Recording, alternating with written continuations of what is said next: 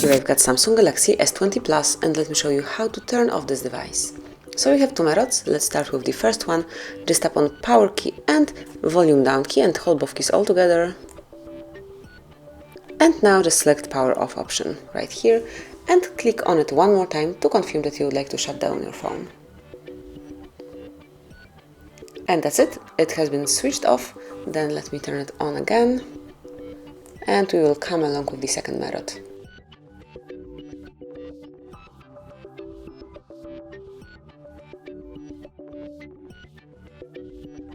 And that's it. And now the second option is to slide down the upper bar, and here you will notice power button. Just click on it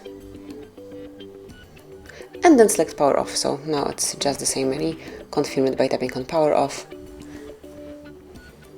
and as you can see, your device has been shut down. So this is it. This is how you can smoothly and easily turn off your phone, your Samsung Galaxy S20. Thank you for watching. Please subscribe our channel and leave the thumbs up.